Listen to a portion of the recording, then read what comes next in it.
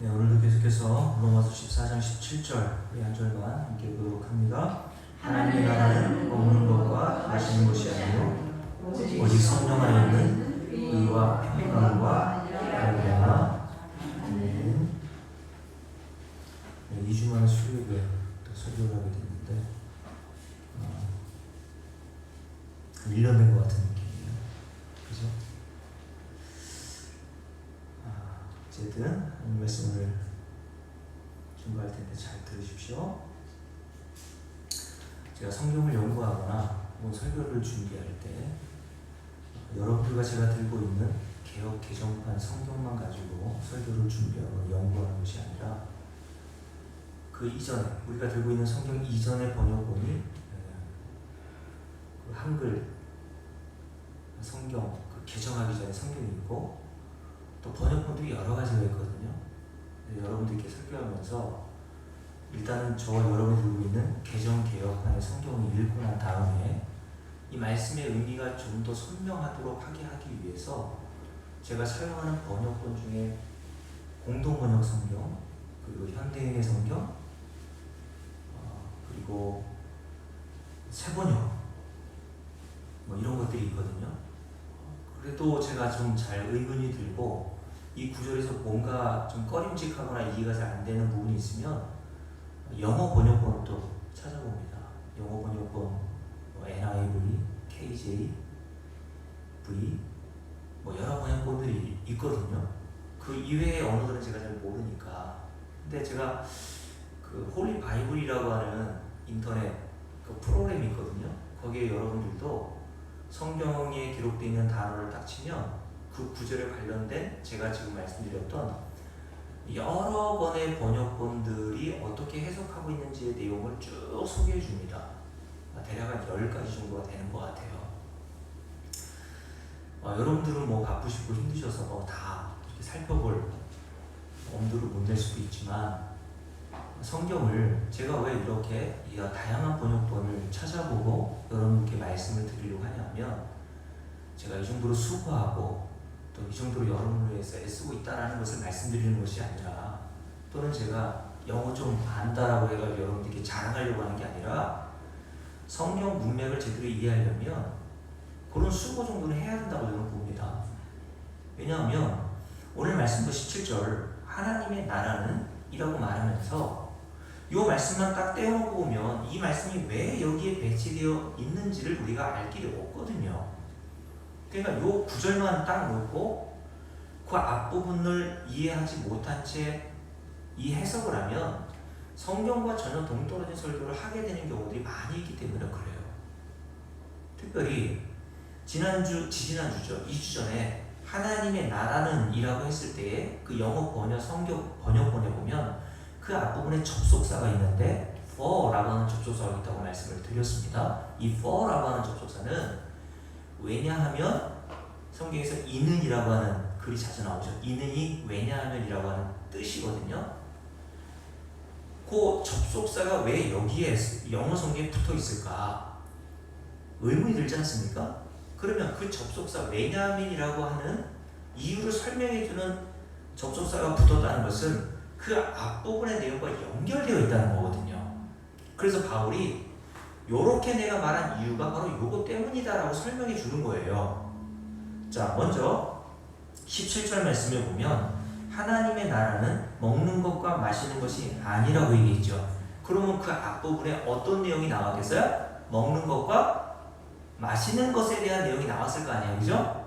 그래서 14장 1절부터 오늘 우리가 읽었던 16절의 본문까지 내용을 쭉 읽어보면 로마에 있는 그리스도인들 가운데 무엇을 먹고 무엇을 먹지 않느냐의 그 문제로 말미암아 서로 믿음이 있는 자는 믿음이 연약한 자를 비난하고 믿음이 연약한 자는 믿음이 있는 자는 여기서 우상의 재물까지도 먹을 수 있는 자유를 얻은 사람입니다. 복음을 통해서. 근데 아직도 믿음이 연약하여서 우상의 재물을 양심의 꺼리낌으로 받아서 먹지 못하는 자들이 교회 안에 있단 말이에요. 그러니까 그들 간에 서로 분쟁이 일어난 거죠. 그걸 먹어야 되느냐 말아야 되느냐, 또 어떤 날을 지켜야 되느냐 지키지 말아야 되느냐. 그런 문제로 서로 갈등하고 있을 때에 바울이 그 문제를 거론하면서 뭐라고 얘기했습니까? 결국 고린도서 8장 말씀을 여러분께 이미 드렸던 것처럼 고린도교 성도들에게 이미 로마에 있는 그리스도인들에게 보낸 편지의 이 말씀과 같은 의미로 음식은, 우리가 먹고 마시는 모든 음식은 하나님과 우리 관계에 영향을 미친다 그랬습니까? 미치지 않는다 그랬습니까? 미칠 수 없다 그랬잖아요. 그러니까 여러분들이 제사 떡을 먹고 제사 떡을 안 먹고는 하나님의 나라에 들어가는데 하등 문제될 것이 없단 말이에요. 맞습니까?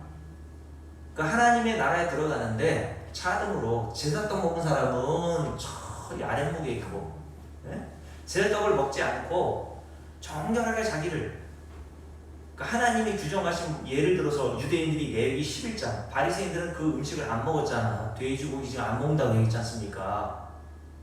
유대인들의 그 율법에 의해서 유대인들은 지금도 핏째 고기를 먹지 말라는 말씀을 인용하여서 적용하여서 뭐 생간이라든가 이런 거 안 먹는단 말입니다. 선지국 이런 거 안 먹어요, 우리처럼. 그러니까 그들이 그런 선지국을 먹는 저 여러분 보니까 괴돼진 거예요. 저거 아무거나 처먹는다 이거죠.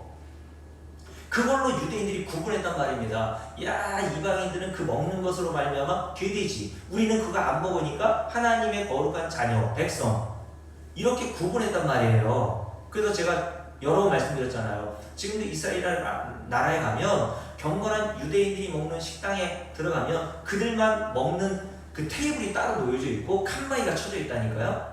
무슨 말입니까? 개, 돼지들하고는 섞여서 밥 안 먹는다는 얘기입니다. 그게 바리새인이었고 유대인이었던 바울도 그렇게 오랫동안 배워왔고 그렇게 생활했던 거예요. 몸에 찌들어 있었단 말입니다. 근데 복음을 통해서 자유를 얻고 나니까 무엇을 먹고 무엇을 안 먹고는 하나님 앞에 내가 그것을 내세울 수도 없고 하나님의 나라에 들어가고 들어가지 못하는데 하등 지장이 없는 문제구나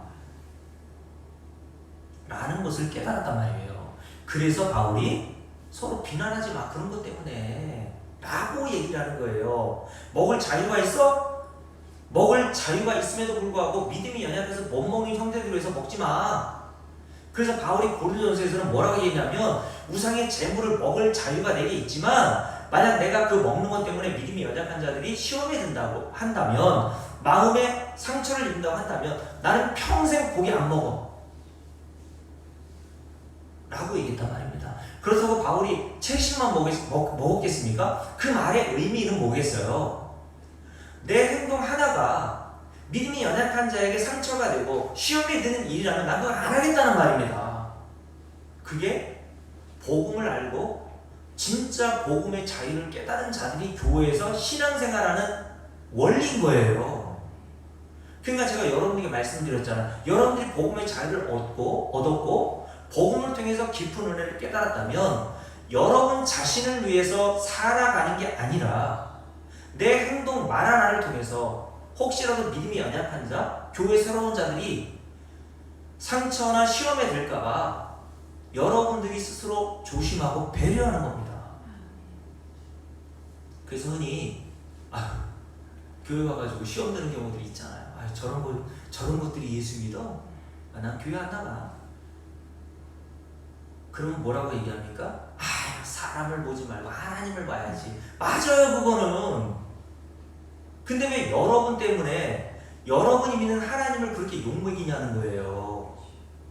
본인이 회개해야지. 그건 뭐 무슨 그 사람이 잘못한 것도 있지만 본질적으로는. 그러니까 여러분들이 신앙생활 10년, 20년 해왔지 않습니까?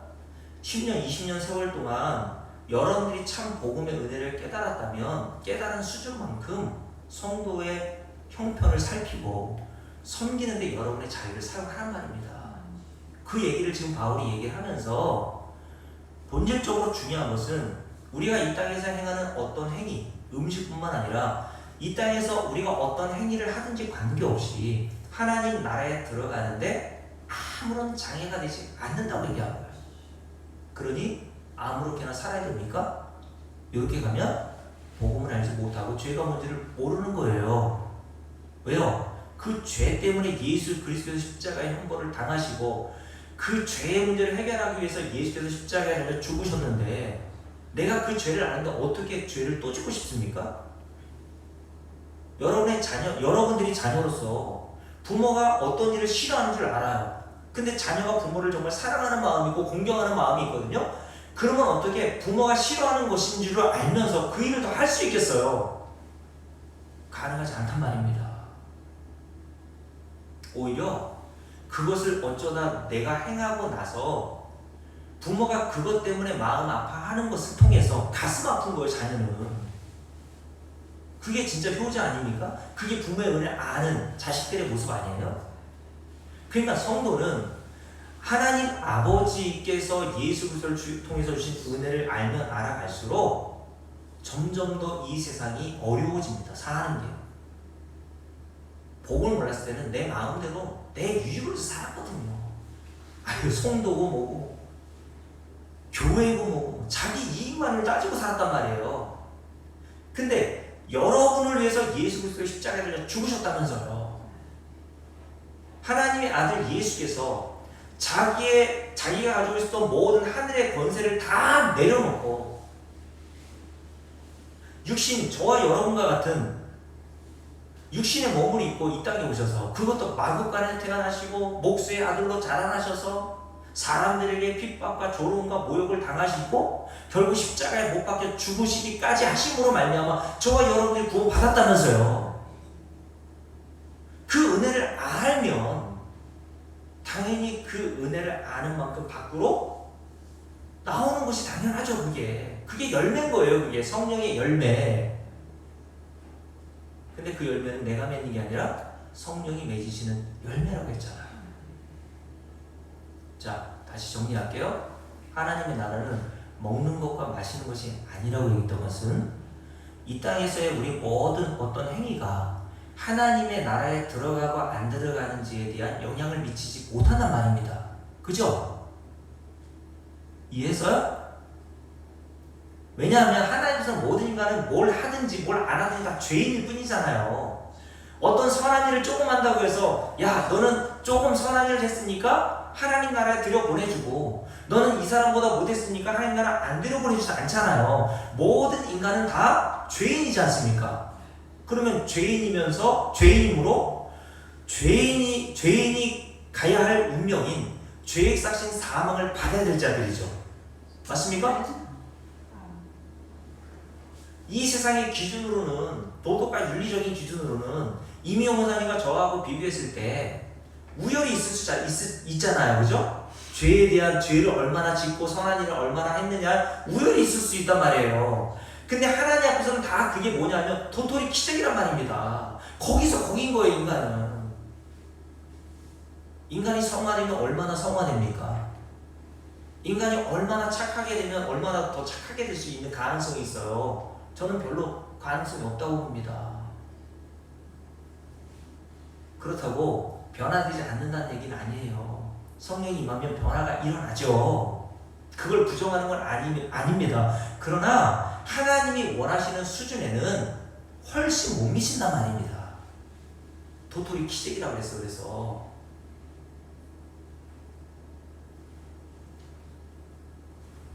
그래서 하나님께서 우리의 외모를 보셨다면, 외적인 어떤 행위를 보고 하나님 나라에 들여보내줄지 안 그럴지를 기준으로 세워놓으셨다면 저와 여러분 다 지옥 가야 마땅한 자들입니다. 아멘. 인정하시죠? 아멘. 그걸 인정하고 깨닫는 게 신앙생활의 출발이라니까요. 왜냐하면 예레미야 11장 9절 말씀에 기록된 대로 제가 여러 차례 말씀드렸으니까 제가 읽어드릴게요. 인간의 마음에 대해서 하나님께서 예레미야를 통해 이렇게 말씀하셨죠. 모든 만물보다 더 부패하고 역겨운 것이 바로 인간, 저와 여러분의 마음이라고 했어요. 아멘. 이 세상 똥덩어리들 다 갖다 놔봐야 여러분과 저와 마음과 비교할 수 없을 정도로 저와 여러분의 마음의 부패한 상태가 하나님 있을 때 그렇다는 겁니다. 그러니 우리 속이 이렇게 부패됐는데 겉을 열심히 닦는다고 그게 해결이 됩니까? 그래요, 안 그래요? 아무리 겉으로 나타나는 착한 일을 한다고 해도 이 안이 똥덩어리인데 하나님 나라에 그 똥덩어리 들고 들어갈 수 있냐고요. 인간은 이런 마음 가지고 하나님 나라 못 들어간단 말입니다. 그럼 인간의 부패한 마음을 가지고 있는 상태인 인간이 부정한 음식을 먹는다고 더 부정해지고 부정하지 않은 음식을 먹는다고 정한 음식을 먹는다고 더 깨끗해지겠습니까? 깨끗해지지 않는단 말이에요. 인간은 어떤 음식을 먹고 안 먹고에 관계없이 다 예레미야 10장 9절에서 모든 만물보다 부패하고 역겹다는 겁니다. 하나님 앞에서.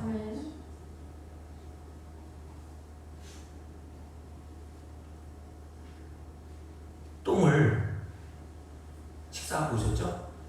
똥을 여러분들이 좋은 비누를 가지고 잘 열심히 닦고 씻어보세요. 우리 이창만 선생님 쌓아놓은 똥을 집에 있는 좋은 세제를 가지고 냄새, 그 샤프란 있죠? 냄새 좋은 그 샤프란을 가지고 열심히 닦아서 저한테 갖고 와보세요. 안 납니까? 왜요? 똥은 똥입니다. 똥을 열심히 닦는다고 된장 안 된단 말이에요. 제가 목사 똥이니까 여러분도 좀 깨끗해가지고 세제로 좀 닦아가지고 박근홍 목사님 된장에 드세요. 그럼 받아가요? 그래가지고 야 얘들아 우리 목사님이 자기 똥이라고 비누로 깨끗이 닦아가지고 날 주셨다. 호박 좀 이렇게 썰어가지고 당근 넣고 맛있게 된장국 해먹자. 목사님 똥이니까 구수할 거야. 그럽니까? 아우 냄새나 갖다 버린단 말입니다. 인간은 하나님 앞에서 그런 존재라니까요.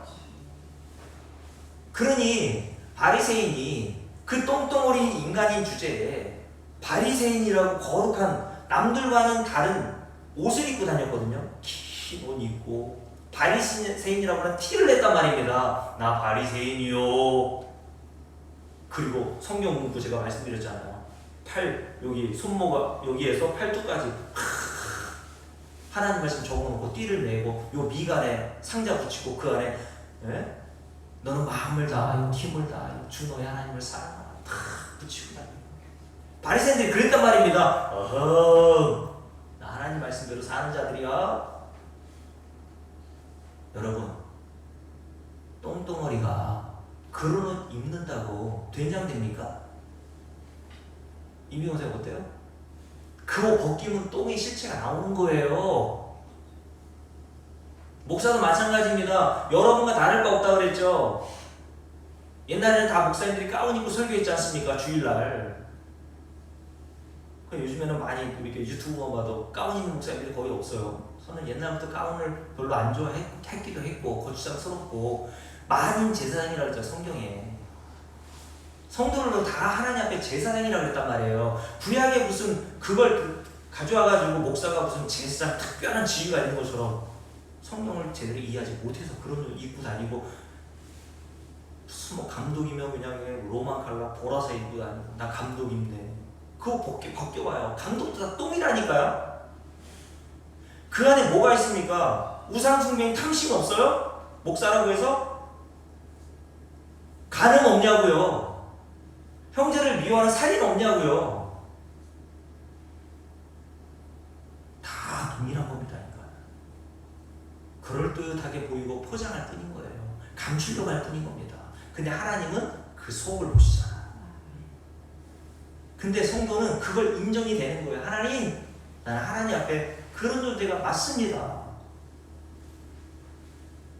그래서 예레미야서 말씀에 보면 이런 말씀이 있죠. 예레미야서 13장 23절인데 구수인이 그의 피부를 표범이 그의 반점을 변하게 할 수 있느냐? 주님이 물으셨어요. 예레미야 선지자에게. 구수인은 검은 피부를 가지고 있는 흑인을 얘기하는 거예요. 흑인이 열심히 비누로 자기 얼굴 닦는다고 임금이 고사님 백인 됩니까? 안 되잖아요. 옛날에 그 미국 흑인 병사하고 우리나라 여자 그 뭐 이렇게 사창가에서 일하던 분하고 이렇게 만나가지고 결혼해가지고 애 낳으면 아이가 이제 까만 피부가 돼가지고 요즘에는 조금 차별이 덜하지만 그때는 얼마나 그걸 뭐 튀기다 보다 차별을 했습니까? 그런 애들이 학교 갔다 오면 친구들 놀림 받으니까 놀림 받기 싫어가지고 옛날에 뉴스 보니까 벽돌로 자기 검은 피부를 피가 나도록 밀었다고 하지 않습니까? 하얘져요? 안 되는 겁니다. 표범이 자기 반점 뺄 수 있어요?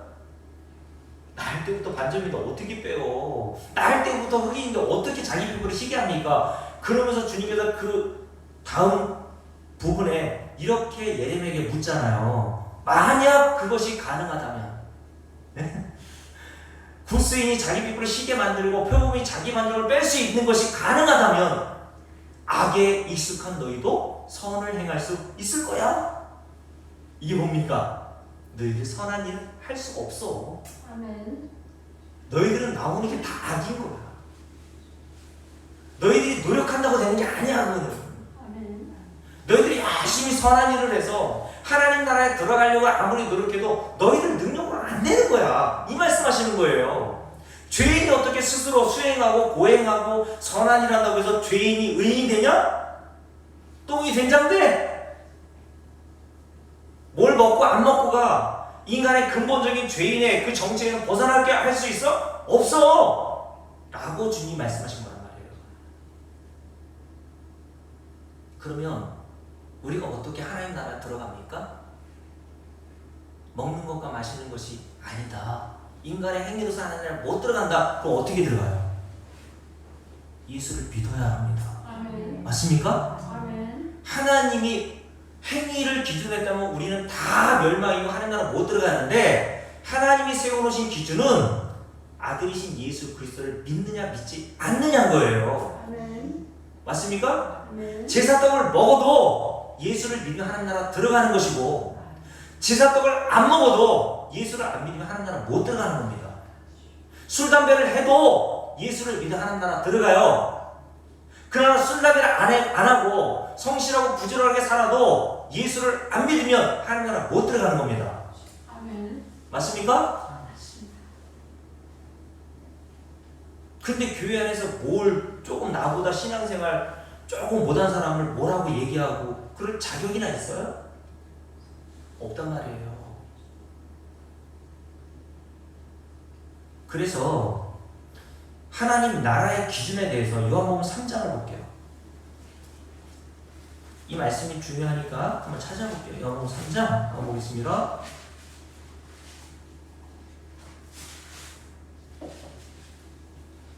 자, 35절 함께 읽을게요. 아버지께서 아들을 사랑하사 만물을 다 그의 손에 주셨으니, 자, 줄을 보세요. 아들을 믿는 자에게는 영생이 있고, 누구에게 영생이 있어요? 아들을 믿는 자라고 얘기했어요. 뭘 먹고 안 먹고가 영생의 문제, 전혀 하등의 문제가 아니란 말이에요. 아들을 믿으면 영생이 있는 거예요. 맞습니까? 그리고 함께 읽겠습니다. 다시요. 아들을 믿는 자에게는 영생이 있고 아들에게 순종하지 아니하는 자는 영생을 보지 못하고. 자, 그러니 예수를 믿는 것과 순종은 동의어입니다. 그러니까 성경에서 말하는 순종이라는 단어는 윤리와 도덕적으로 뭘 행하라는 얘기가 아니라 예수를 믿으라는 얘기를 하는 거예요. 믿음과 순종은 동일한 겁니다. 그러니까 하나님께 순종한다는 것은 다른 게 아니에요. 예수를 믿는 겁니다. 예수를 의지하는 거예요.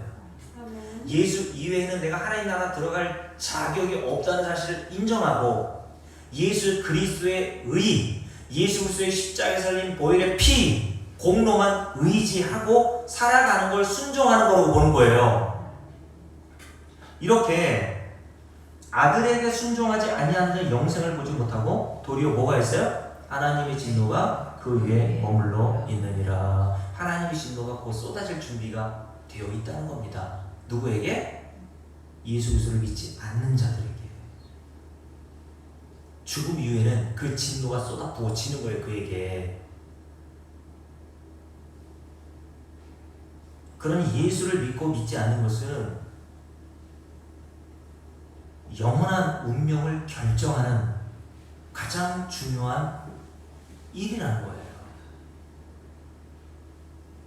자, 여기뿐만 아니라 데살로니가 후서도 한번 볼게요. 데살로니가 후서 1장을 한번 보십시오. 데살로니가 후서 1장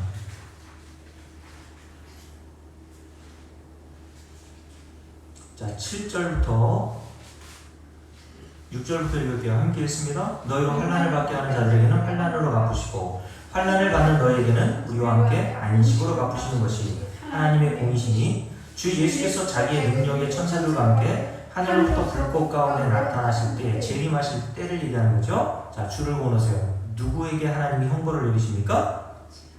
살인한 자, 가늠한 자 이런 자가 아니라 하나님을 모르는 자들과 우리 주 예수의 복음에 복종하지 않는 자들에게 형벌을 내리신다고 했어요. 하나님을 모르는 자들과 우리 주 예수 그리스도의 복음에 복종하지 않는 자들은 동의어예요. 이런 사람이 있고 이런 사람 두 부류를 얘기하는 것이 아니라 하나님을 모르는 자는 곧 예수 그리스도의 십자가의 복음을 받아들이지 않고 복종하지 않고 순종하지 않는 것을 얘기하는 거잖아요. 그걸 거부하는 자들에게는 하나님이 준비하신 형벌을 받을 거라는 얘기입니다.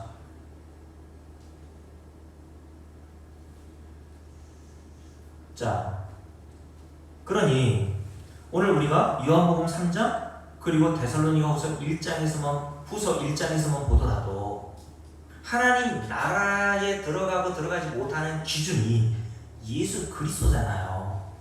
맞아요?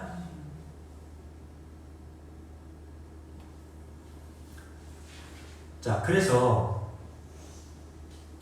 하나님께서는 로마서 3장 9절부터 20절 말씀에서 바울에게 이런 말씀하셨죠. 자, 로마서 3장을 한번 볼까요? 로마서 3장 한번 보세요. 바울은 유대인이요 바리새인으로서 이방인들을 계리 취급했고 자기는 율법으로 흠이 없는 자, 하나님 앞에 깨끗한 자라고 했잖아요. 그죠? 근데 복음을 통해서 자기의 실상을 깨닫게 되고 난 다음에 뭐라고 고백하고 있느냐 하면 9절 함께 읽습니다. 그러면 어떠하냐? 우리는 여기서 우리 누구라고 했냐면 유대인, 바리새인인 자기들 얘기하는 거예요. 우리는 나으냐? 누구보다? 이방인들보다 하나님 앞에서 우리가 나으냐? 결코 아니다. 무슨 말입니까? 이방인이든 우리와 같은 하나님의 율법을 잘 지키고 부정한 음식을 먹지 않았던 유대인이었던 바리새인이었던 우리든 하나님 앞에서는 결코 나은 게 있다고 했어요? 없다고 그랬어요? 없다고 얘기한 거예요. 그러면서 쭉 읽습니다. 그러면 어떠하냐? 우리는 나으냐? 결코 아니라 유대인이나 헬라인이나 여기서 헬라인 이방인을 얘기하는 겁니다. 유대인을 제외한 모든 인류 다 어디에 있다고요? 죄 아래에 있다고 우리가 이미 선언하였느니라. 그러면서 모든 인간에 대하여 10절부터 쭉 이렇게 얘기하죠. 함께 읽습니다. 기록된 바 의인은 없나니 하나도 없으며 깨닫는 자도 없고 하나님을 찾는 자도 없고 다 치우쳐 함께 무익하게 되고 선을 행하는 자는 없나니 하나도 없도다. 그들의 목구멍은 열린 무덤이요 그 혀로는 속임을 일삼으며 그 입술에는 독사의 독이 있고 그 입에는 저주와 악독이 가득하고 그 발은 피 흘리는 데 빠른지라 파멸과 고생이 그 길에 있어 평강의 길을 알지 못하였고 그들의 눈앞에 하나님을 두려움이 없느니라. 여기에 이방인과 유대인이 차별없다는 거예요. 우리는 하나님 앞에 나은 것이 이 점에서 하나도 없어. 우리가 게데리처럼 여겼던 이방인들의 입이나 우리의 입이나 오늘 말씀에서 뭐라고 했습니까? 그 입에는 저주와 악독이 가득하고 그 입술에는 독사의 독이 있다라고 얘기했던 것이 여기에 하나도 차별이 없단 말이에요. 모든 인간이 여기에 다 해당된단 말입니다. 그런 인간들에 대하여 바울이 이렇게 결론을 내리죠. 19절 함께 읽습니다. 우리가 알거니와 무릇 율법이 말하는 말은 율법 아래에 있는 자들에게 말하는 것이니 이는 모든 입을 막고 온 세상으로 뭐를? 하나님의 심판 아래에 있게 하려 함이라. 온 세상이라 했어요. 온 세상. 그러니까 유대인이든 이방인이든 남녀노소 빈부귀천할 것 없이 모든 인간이 하나님의 심판 아래에 있는 자들이야. 왜요? 다 죄인이잖아요. 아멘. 제가 좀 전에 다른 비유로 그냥 똥덩어리라고 했잖아요. 하나님이 보실 때 그렇단 말입니다. 근데 똥덩어리들이 서로 경쟁하면서 내가 좀 낫죠? 내가 그래도 좀 모양이 좀 하나님 내가 가지고 있는 냄새는 어때요? 남들보다 좀 낫지 않아요? 저는 제 아내는 우리 아이들 똥을 그냥 이렇게 어떨 때는 막 이렇게 기저귀 밖으로 비지고 나온 걸 그냥 손으로 이렇게 떠가지고 이렇게 막 화장실에 변기에 버리고 하던데 저는 도저히 못하겠다. 어우 역겨워. 제 새끼똥도 더럽더라고. 그러니 새끼똥도 그렇게 더러우니 내리사랑이라고 하잖아요. 자식이 부모 똥을 1년 10년 넘게 기저귀 갈아 끼우면서 그렇게 봉양한다는 게 쉽지는 않겠죠, 그죠? 그래서 자식들은 부모는 10 자식을 키울 수 있지만 10 자녀는 한 부모를 못 모신다고 하는 얘기가 나온 거 아닙니까?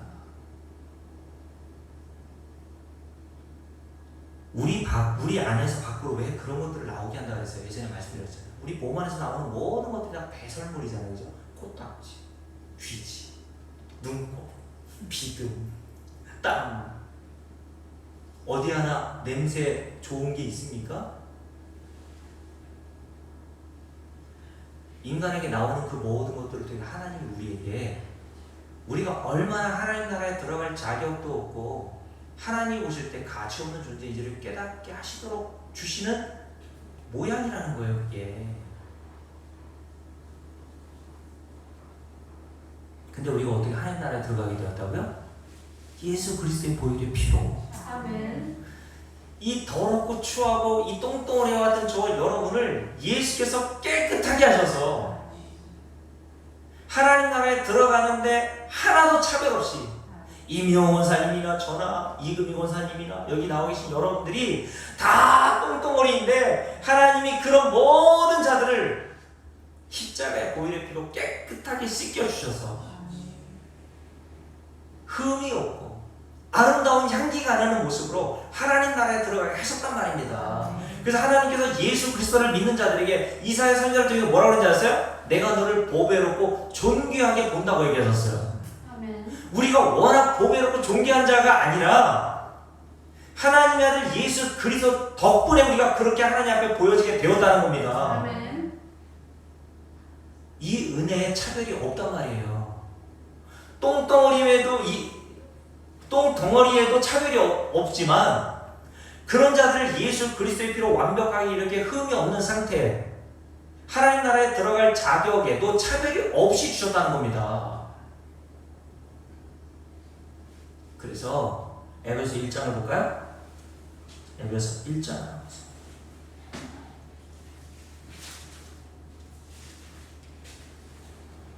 에베소 1장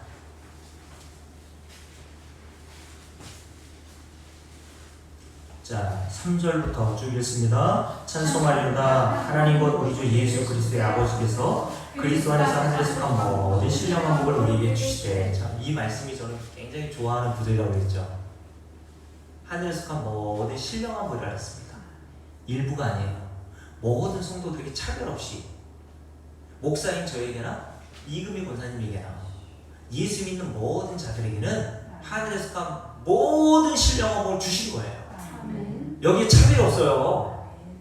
바울이 그러잖아요. 바울은 주일에 말씀드렸잖아요. 고린도서 15장에 자기를 가리켜 뭐라고 했다고요? 나는 모든 사도보다 더 많이 수고했다고 했어요. 실제로 그렇게 살았습니다. 복음을 내서 고린도후서 11장이나 고린도서 4장을 보세요. 얼마나 많은 핍박과 박해와 모욕을 당하면서 복음을 전했습니까? 그리고 마지막에는 순교까지 한 인물이 바울이라니까요. 모든 사도보다 진짜 수고한 자가 맞아요. 그럼 바울이 어떻게 말해야 합니까? 모든 신령한 복을 나에게 주시고 너희들에게는 일부를 주셨다. 이렇게 얘기해야 되잖아요. 근데 바울이 뭐라고 그랬습니까? 그렇게 수고한 바울도 아니야. 나뿐만 아니라 예수 믿는 모든 너희들에게도 나와 같은 동일한 하늘의 신령한 복을 주셨어. 아멘. 그러니 여러분이 바울보다 훨씬 못하게 복음을 증거하거나 예수 그리스도를 위해서 살지 못하잖아요. 그렇죠? 저도 마찬가지고. 그런데 바울과 같은 동일한 하늘에 속한 신령한 복을 내가 받았다면 여러분과 저는 바울보다 더 기뻐하고 더 찬송하고 더 하나님께 감사하며 살아야 되는 거 아니에요? 안 그래요? 모든 사도보다 더 많이 수고한 바울도 하늘에서 속한 신령한 복을 얻었고, 그렇지 못한 이미용 원사님도 하늘에서 속한 모든 신령한 복을 차별없이 받았다면 누가 더 찬송해야 돼요? 이미용 원사님. 자, 예를 들어서 바울은 주일에 말씀드린 것처럼 마태복음 20장에 포도원 품꾼의 비유가 나오잖아요. 바울은 아침 6시, 새벽 6시에 와가지고 12시간 동안 종일 포도원에서 일한 자예요. 근데도 기뻐해요. 너무 기뻐요. 한 대나리 정도도 너무 기쁜 거예요. 근데 이미용 목사님은 한 게 없잖아. 1시간 딱 일했는데 한 데나리온, 하루 일당을 다 받았어요. 그러면 종일 일하는 사람이 기뻐하는 것보다 이미용 목사님이 1시간 일하고 한 데나리온 받았으면 누가 더 기뻐해야 되는 거예요? 누가 더 하나님 앞에 감사하고 누가 더 하나님을 사랑하고 누가 더 하나님을 영화롭게 해야 되고 그렇게 살아요? 그러니까 모르는 거예요. 인간들이 복음을 안다고 해서 모르는 거예요. 이 하늘과 신령한 복을 주시기 위해서 예수께서 십자가에 달려 죽으신 그 은혜를 모르는 거예요. 모르면서 교회 안에 와가지고 끄떡끄떡 아는 척하는 겁니다. 10년, 20년 된 사람들하고 제가 많은 대화를 해보거든요. 진짜 솔직히 말하면 개뿔 아무것도 모르는 사람들이 천지예요. 복음을 모르니까 그냥 종교생활 합니다. 종교생활 잘하는 사람들 많아요, 교회에도.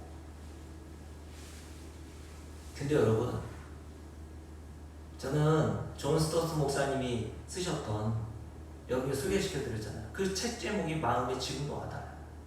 비교할 수 없는 그리스도. 아멘. 저는 왜 그 목사님이 그 책 제목을 달았는지 이해가 돼요.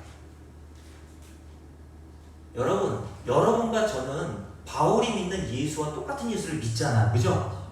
똑같은 은혜를 받았잖아요. 근데 어떻게 바울은 예수를 다른 모든 것들을 배설물처럼 여기게 하는 보화를 여기는데, 존 스토스 목사님 같은 경우는 저와 여러분이 믿는 그 예수를 똑같이 믿으면서 비교할 수 없는 그리스도라고 하는 말을 하는데, 베드로전서 1장에서 2장인가요? 예수 그리스도를 믿는 너희에게는 보배라고 얘기하는데, 우리는 그런 예수를 안다고 하고 똑같은 예수를 믿는데도 왜 우리에게는 그런 게 안 나옵니까?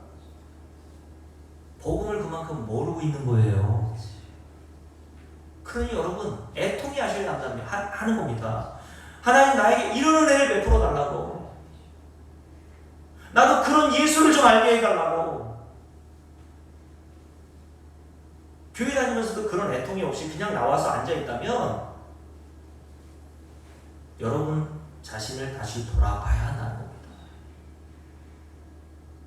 저는 그래서 어제 저 인천에 전에 말씀드렸죠. 강릉에서 한 30명 우리 교회 정도 사이즈 되는 작은 교회에서 목회하다가 3,000명 되는 교회를 청림받아서 간 친구가 있거든요. 저랑 친해서 어제 2시간 동안 통화하면서 구원에 대한 이런저런 얘기 나누고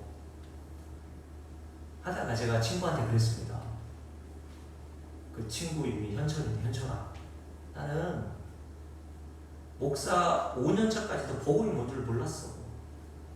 근데 복음을 안다고 생각했어. 근데 내가 진짜 요즘에 복음을 알고 복음을 깨닫고 나니까 성도들에게 그 예수를 정말 증거하고 싶어. 그 복음을 아는 자로서 복음을 모르는 성도를 보면 안타깝고 답답하고, 그래서 예수를 그렇게 몰라서 예수를 하대하고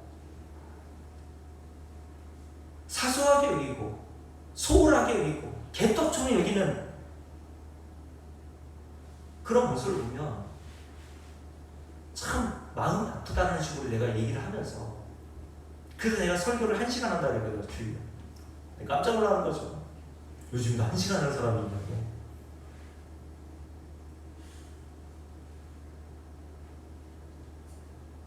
여러분, 제가 아는 게 바울의 수준만큼이나 되겠습니까? 바울이 아는 예수 그리스도를 아는 수준보다 100분의 1도 안 돼요. 바울도 다 알았던 게 아닙니다. 그래서 바울이 뭐라 했습니까? 고린도전서 지금도 나는 예수 그리스도를 부분적으로 안다고 했어요. 청동 거울을 보는 것처럼 희미하게 안다고 했어요. 근데도 바울이 오늘 뭐라 그럽니까? 에베소 1장에서 감옥에서 찬송이 나와요. 여러분, 이런 게 부럽지 않아요? 우리는 바울보다 훨씬 좋은 환경에 살잖아요. 감옥에 갇혀 있습니까? 바울은 예수 만나 되는 게 하나도 없었어요. 뭐 결혼을 했습니까? 자식을 낳습니까? 출세를 했습니까? 오히려 예수 만나서 이 세상에서 다 망했어요. 젊은 나이는 아니죠. 노년에 이르러서 그냥 9988 이상 살다가 죽은 게 아니라 순교를 당했다니까요. 그럼 세상에서는 망한 자 아닙니까? 오늘 복음 전하다가 에베소 1장에서 감옥에 갇혀 있어요. 참 지지리도 안 풀리는 인생이죠, 그죠? 예수를 만났는데 지지리도 안 풀려. 근데 바울이 여기서 뭐가 나왔다고요? 찬송하리로다.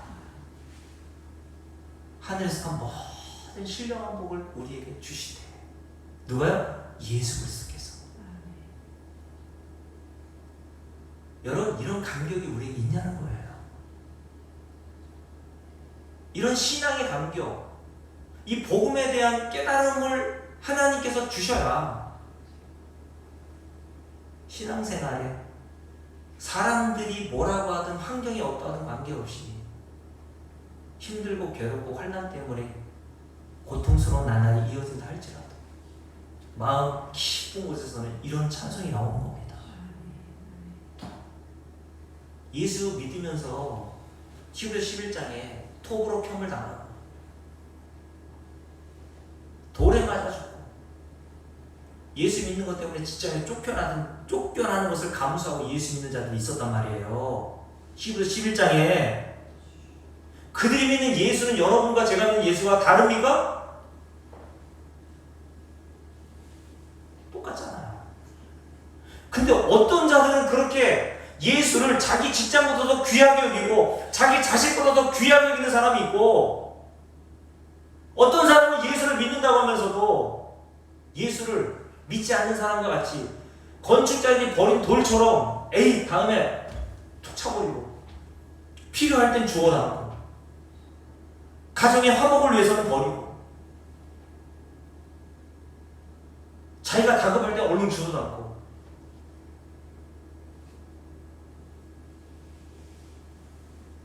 그런 자기를 발견하면서 우리는 회개가 나와야 된다는 말입니다. 하나님 이런 믿음 주세요. 근데 믿음이 있으면 환난 받는다니까요. 근데 믿음은 내가 갖고 싶어 갖는 게 아니에요. 그래서 믿음은 모든 자들의 것이 아니라고 하는 거예요. 하나님이 택하신 자들에게 분량에 따라서 주시는 겁니다. 그래서 믿음이 있어서 순교하는 자리까지 가도 자랑할 게 없는 거예요. 다 하나님의 은혜로 된 것입니다. 바울이 얘기한 거잖아요. 근데 그 은혜를 하나님께서는 성도들에게 주신단 말이에요. 그래서 성도는 말씀을 통해서 들으면 들을수록 이 복음이 믿어지는 거예요. 믿어지는 은혜. 그래서 예수께서 이 말씀, 이 문자가 뭔데요?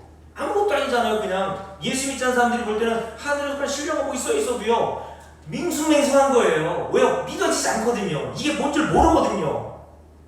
근데 성도들에게는 이게 믿어져요. 이게 은혜로 여겨져요. 그래서 찬송이 나오는 겁니다. 그래서 교회 안에서 성가대 잘 조직해가지고 뭐 사랑의 교회 뭐 수만 명 모이는 게 보니까 다 성악가들로 그냥 성가대가 꽉 차 있어요. 관현악단 막 하고. 하나님 그런 찬송을 안 받으신단 말이에요. 은혜를 깨닫고 부르는 성도들의 노래, 그 찬송만 받으십니다. 아멘. 여러분 근데 하나님이 하늘에서 신령한 보셨다는데 그 하늘에서 신령한 거 뭐예요? 함께 읽어볼게요. 4절부터 좀 있습니다. 곧 창세전에 그리스도 안에서 우리를 택하셨단 말이에요. 언제 택하셨다고요? 창세전에. 할렐루야. 이게 복음입니다, 여러분.